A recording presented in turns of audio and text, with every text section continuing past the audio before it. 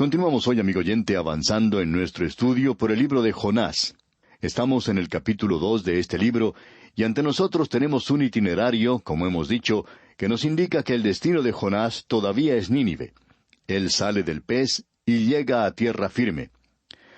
Ahora, en el capítulo 2 encontramos a Jonás dentro del pez, y surge la pregunta de si Jonás estaba muerto o vivo durante los 3 días dentro del pez. Hace algún tiempo una persona expresaba su punto de vista en cuanto a la interpretación de este pasaje, que por cierto se adhiere a la interpretación popular que se le ha dado siempre. Y esa persona indicaba que no está de acuerdo con lo que hemos dicho nosotros, sino que, según esa persona, estamos presentando una interpretación privada. Decía que estamos estirando la palabra de Dios para hacerla decir algo que en realidad no dice.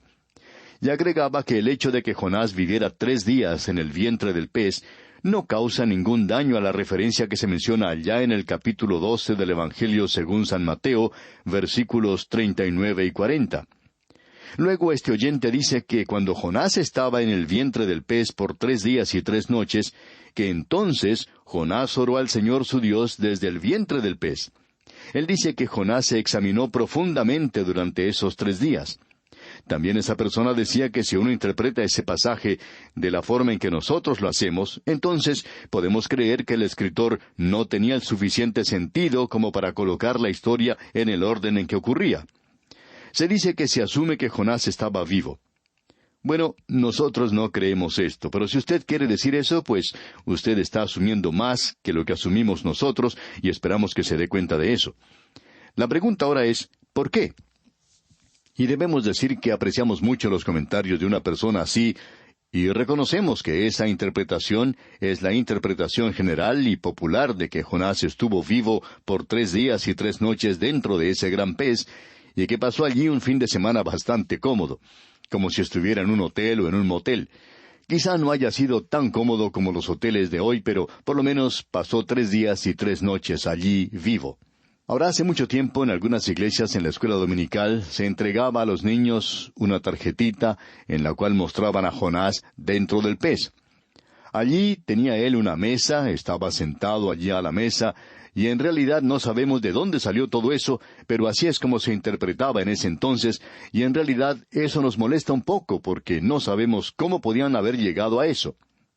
Y debemos decirle, amigo oyente, que si usted mantiene ese punto de vista de que Jonás estaba vivo, pues entonces tiene a la mayoría con usted.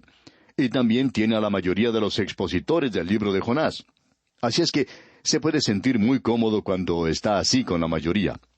Ahora, por supuesto, si usted quiere estar correcto, entonces tendrá que concordar con los puntos de vista que tenemos nosotros. Muy bien, de todos modos, queremos señalar esto muy cuidadosamente.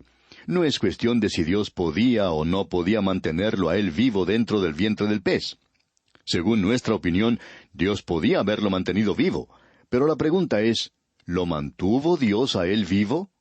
¿Es el milagro el de mantenerlo a él vivo, o fue un milagro el levantarle de entre los muertos?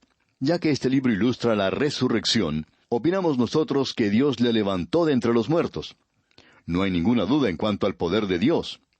Ahora, si cuando lleguemos al cielo descubrimos que Jonás estuvo vivo, y después de haber conversado un rato con él, y alguno de los oyentes del programa viene y nos dice que ellos tenían la razón, pues debemos confesar que estábamos equivocados, y no estamos tomando o asumiendo una posición dogmática, como expresa este hombre en su carta.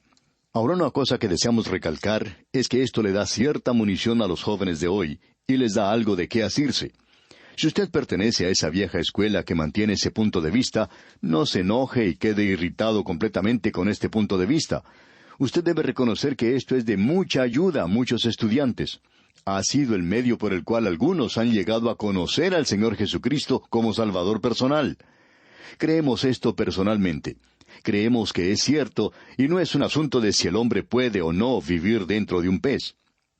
Ahora permítanos presentar algunas ilustraciones del hecho de que el hombre puede ser tragado por un pez, por una ballena, y luego vivir y contar la historia. Hay historias sobresalientes que nos llevan a decir esto, que si usted cree que Jonás estuvo vivo dentro del pez, ese no es un gran milagro, porque otros hombres han tenido la misma experiencia, y queremos mencionar esto para usted. Sin ir muy lejos, queremos citar algo que está al alcance de todos y es la información que la enciclopedia puede dar sobre las ballenas. Por ejemplo, la ballena de Groenlandia es una ballena que posee una enorme cabeza que ocupa la tercera parte del cuerpo, y una boca descomunal que mide a veces 8 metros. Esta clase de ballena no tiene dientes, sino que el paladar superior tiene unas 300 a 360 láminas córneas, denominadas barbas, y para comer, abre su boca y deja entrar gran cantidad de agua, y luego la expulsa manteniendo en su boca el alimento que allí puede encontrar. Esta ballena de Groenlandia presenta en la cabeza una gran protuberancia donde desembocan las fosas nasales. En un libro que se publicó hace algunos años, se informaba que esta clase de ballena puede fácilmente tragarse a un caballo. Algunas ballenas tienen 4 o 6 compartimentos en su estómago, dentro del cual hasta una colonia de hombres podría vivir.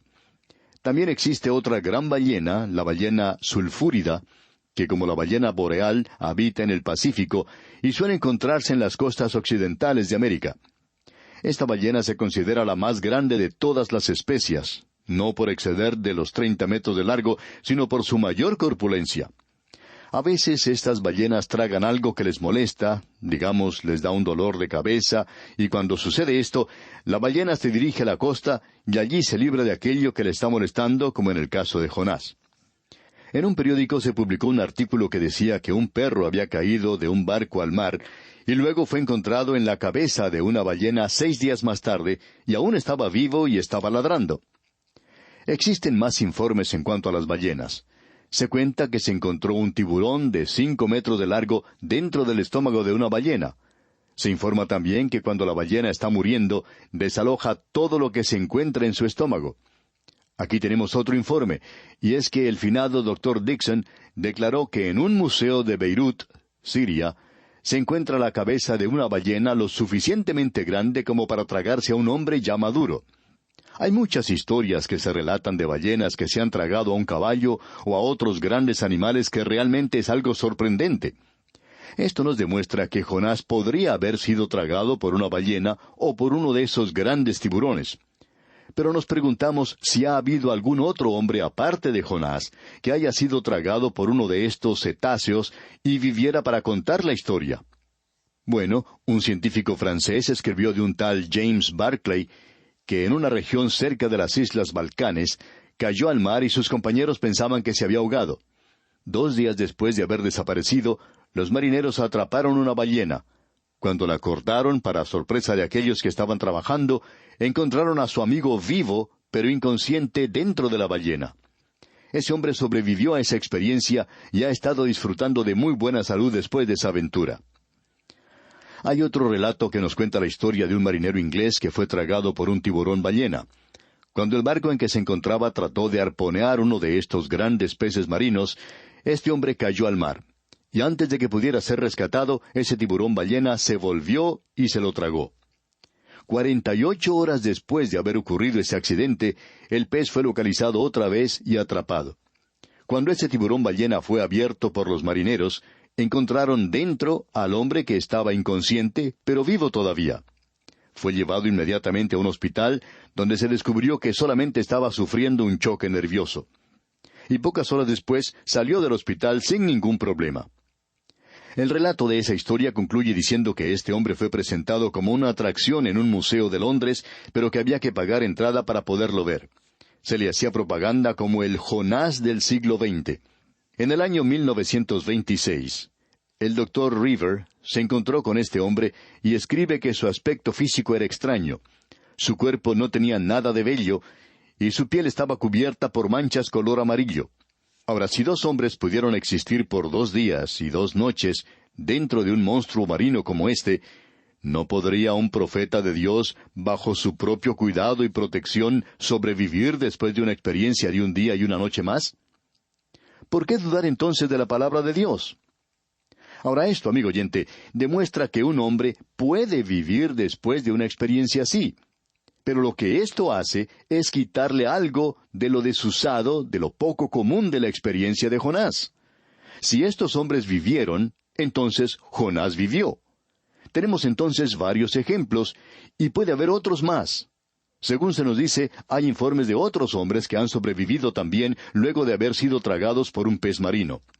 Así es que lo que aquí tenemos no es un informe de un gran milagro.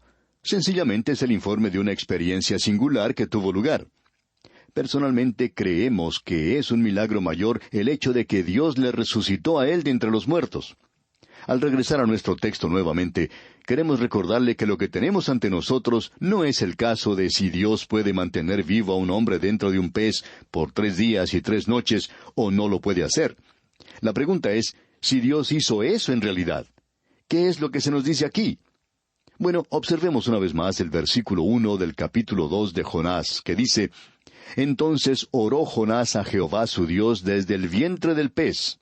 La persona que estaba expresando su punto de vista y que mencionamos al principio ponía gran énfasis en la primera palabra del capítulo que comienza diciendo entonces, pensando que esto quiere decir que después que él pasó 3 días y 3 noches dentro del pez, entonces él oró. Pero eso no es lo que quiere decir. La forma de describir esto que tiene el hebreo es la de pasar a través de esto y luego rendir un informe y regresar y enfatizar aquello que es importante. Tenemos lo mismo en el relato de Génesis sobre la creación. Primero tenemos los 6 días de la creación, y luego Dios regresa y nos da un relato detallado de la creación del hombre, lo cual agrega mucho. Y eso es todo lo que tenemos aquí, y uno no puede conjeturar mucho basándose solo en esa pequeña palabra entonces. Eso es algo falaz, erróneo. Quiere decir que Él va a entrar allí ahora a detallar esa historia, lo que realmente sucedió dentro del pez. Y aquí leemos, entonces oró Jonás a Jehová su Dios desde el vientre del pez. Ahora, si usted conoce algo de la psicología humana, podrá darse cuenta que Jonás no oró. Él no esperó 3 días y luego hizo como dijo este señor que estaba expresando su punto de vista y que mencionamos al comienzo. Jonás no hizo un profundo examen de sí mismo. Probablemente lo que trató de hacer fue hallar cómo salir de ese pez y comenzó a orar en el momento en que se vio tragado por ese gran pez. Ese hombre Jonás está orando realmente, y aquí tenemos la oración. Leamos el versículo 2. Y dijo, Invoqué en mi angustia a Jehová, y él me oyó. Desde el seno del Seol clamé, y mi voz oíste. Note usted, Jonás clamó desde el vientre de ese pez que era su tumba. Y el versículo 3 continúa diciendo, Me echaste a lo profundo, en medio de los mares, y me rodeó la corriente. Todas tus ondas y tus olas pasaron sobre mí. Debemos decir aquí que esto no se puede tratar aquí de una manera muy ligera. Debemos reconocer que este hombre no solo vivió dentro de ese pez, sino que él vivió como pez, porque él fue rodeado por el agua. Él dice, y me rodeó la corriente, todas tus ondas y tus olas pasaron sobre mí. Es decir que Jonás está diciendo que él se mojó bastante. Es posible que nosotros perdamos de vista eso cuando entramos en muchos argumentos y luego erramos esa gran verdad que tenemos aquí de la resurrección. Luego en el versículo 4 leemos, Entonces dije, Desechado soy de delante de tus ojos, mas aún veré tu santo templo.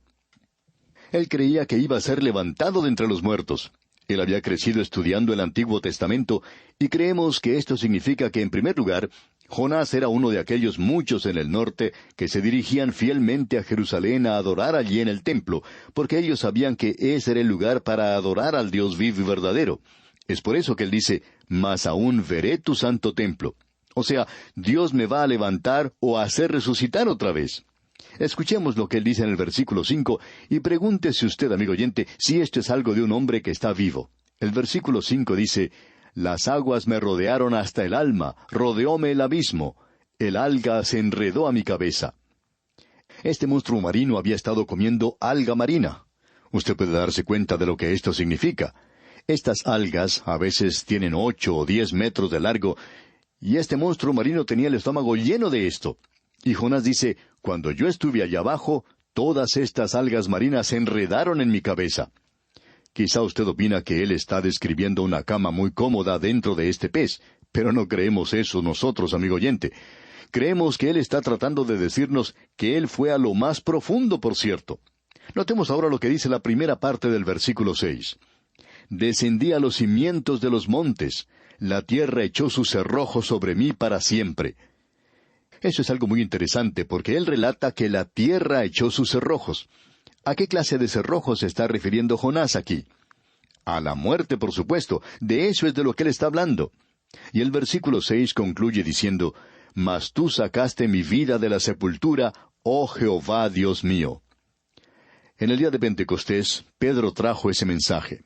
Él dijo, «Porque David dice de él, veía al Señor siempre delante de mí, porque está a mi diestra, no seré conmovido. Por lo cual mi corazón se alegró y se gozó mi lengua, y aun mi carne descansará en esperanza, porque no dejarás mi alma en el Hades, ni permitirás que tu santo vea corrupción». Nosotros bien sabemos que David no estaba hablando de sí mismo, porque su tumba estaba más adelante, y él ahora está en la corrupción, que es la muerte, amigo oyente. Y el milagro en cuanto al Señor Jesucristo es que cuando Él murió no vio corrupción. Su cuerpo no se corrompió. Y esa es la diferencia entre la experiencia de Jonás y la experiencia del Señor Jesucristo. El cuerpo de Jonás en esos 3 días y 3 noches dentro del pez comenzó a corromperse. Sin embargo, él dice, «Mas tú sacaste mi vida de la sepultura». Creemos que este hombre está hablando aquí de haber sido resucitado de entre los muertos. Vamos a regresar a esto, Dios mediante, en nuestro próximo programa, porque ahora se nos está agotando el tiempo. Pero, amigo oyente, creemos que es muy importante que tengamos un libro en el Antiguo Testamento que trate de la resurrección de Jesucristo. Aquí tenemos una de las columnas principales de nuestra salvación. Hay 2 columnas y el corazón de la iglesia descansa sobre ellas, la muerte y la resurrección del Señor Jesucristo, y de ambas nos enseña el Antiguo Testamento. Este libro nos enseña de la resurrección de Cristo Jesús. Bien, amigo oyente, vamos a detenernos por hoy aquí. Continuaremos, Dios mediante, en nuestro próximo programa. Que Dios le bendiga es nuestra más ferviente oración.